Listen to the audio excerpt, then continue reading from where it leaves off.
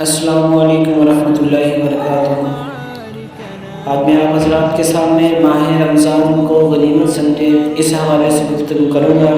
اللہ تعالیٰ سے دعا ہے کہ اللہ تعالیٰ مجھے حق اور سچ کہنے کی توفیق عطا فرمائے۔ حضور نبی کریم صلی اللہ علیہ وآلہ وسلم نے رمضان المبارک کے بہت سارے فضائل بیان فرمائے ہیں، جن سے رمضان المبارک کی اہمیت اور قدر و قیمت اچھی طرح واضح ہو جاتی ہیں۔ ہمیں اس ماہ مبارک کے اندر نیکیوں میں بڑھ چڑھ کر حصہ لینا چاہیے۔ اللہ تعالیٰ نے اس مہینہ کے روزہ کو فرض فرمایا اور اس کی رات کے قیام کو یعنی تراویح کو باعث ثواب بنایا ہے۔ تو میرے بھائی بزرگوں دوستو، جو شخص اس مہینہ میں کسی نفلی نیکی کے ذریعے اللہ تعالیٰ کا قرب حاصل کرے، وہ ایسا ہے جیسے غیر رمضان میں کوئی فرض ادا کرے۔ تو جو شخص اس مہینہ میں کوئی ایک فرض ادا کرے، وہ ایسا ہے جیسے غیر رمضان میں 70 فرض ادا کیے۔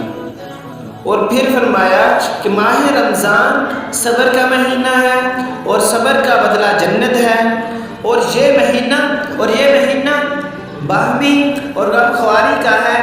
اس مہینہ کی برکت سے مومن کے رزق میں برکت زیادہ ہو جاتی ہے۔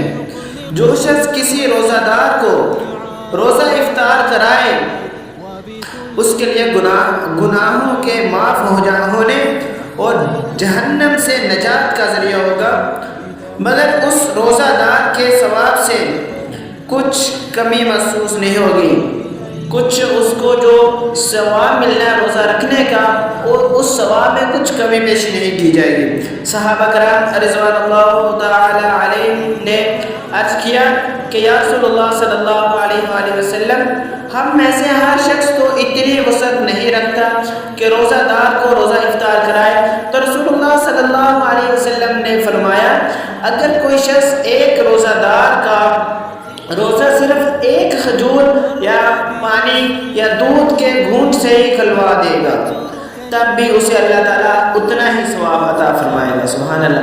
مطلب یہ ہے کہ روزہ دار کو بھی پورا ثواب ملے گا، اور جو افطار کرا رہا ہے اس کو بھی پورا ثواب ملے گا۔ تو میرے واجب الاحترام، اس مہینے میں تقریباً 30 دن ہوتے ہیں۔ پہلے 10 دنوں میں رحمت برستی ہے، دوسرے 10 دنوں میں مغفرت ہوتی ہے، اور تیسرے عشرے میں کیا جہنم سے آزادی ہوتی۔ تو اس مہینہ کا ابتدائی حصہ پہلا عشرہ رحمت کا ہے، اور دوسرا عشرہ مغفرت کا ہے، اور اس کا تیسرا عشرہ جو ہے جہنم سے آزادی۔ جو شخص اپنے خادم ملازم سے اس مہینہ میں اس کا جو کام ہے ہلکا کر دے، تو اللہ تعالیٰ اس کے گناہ بھی بخش دیں گے اور جہنم سے آزاد کر دیں گے۔ تو ایک اور بات، رمضان کے 4 اہم کام، رمضان میں 4 اہم کام کا زیادہ اہتمام کرو۔ یہ کام جو ہے 4 کام زیادہ کیا کرو۔ 2 کاموں سے تم اپنے پروردگار کو راضی کرو، اور 2 کام ایسے ہیں جن سے تمہیں چھٹکارا نہیں، یعنی ان کاموں کو تمہیں ضرور کرنا ہے۔ پہلے 2 کام کلمہ طیبہ اور استغفار کی کثرت کریں،